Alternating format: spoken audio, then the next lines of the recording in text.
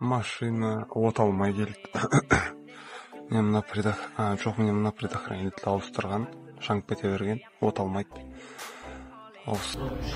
Сол предохранитель мына сымды балқытқан. Ол сым барады да, мен мына жерге кетеді, мына бәрі балқыған.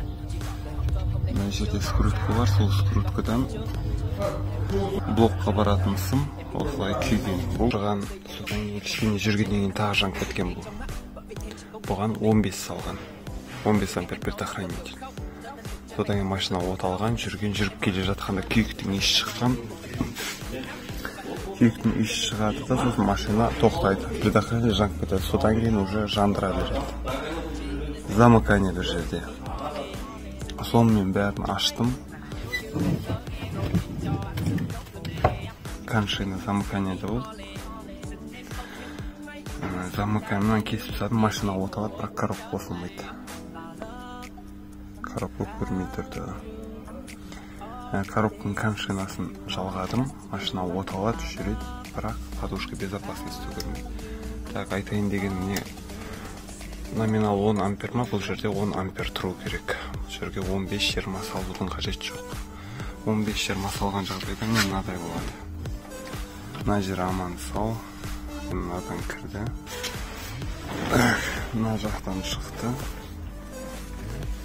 И замыкание басталды осы жерден. Получается, мына масса күйдірген.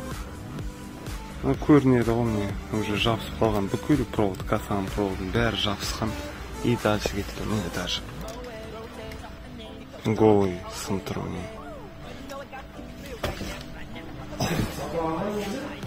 Мынаны алып шықтым еще. На питание плюс и минус. Мына жақтан келеді, міне келеді, бұл кірді. Мынаның бәрі келген. Так, 15 ампер предохранитель мен осылай істейді бұл. Мынаны алып шықтым, замыкание болған. 3 метр сым, масса, тоже замыкание. Вряд ли 15 пен келіп тұр сонда да. Күйген. Сиденье шешілді, кабрагин көтерілді.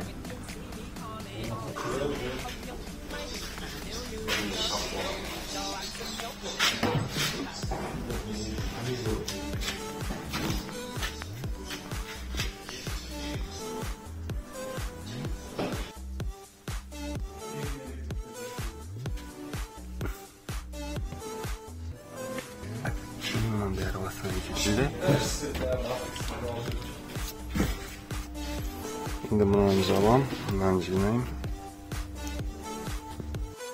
Так, подушка безопасности. Анау сөніп тұр. Қалғаны уже ошибка давления шины.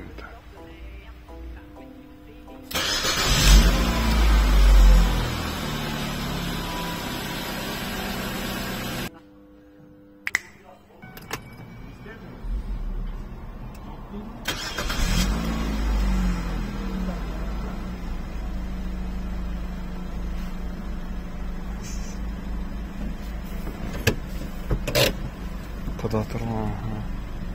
Коробка бәрі озылып тұр. Кетті машина.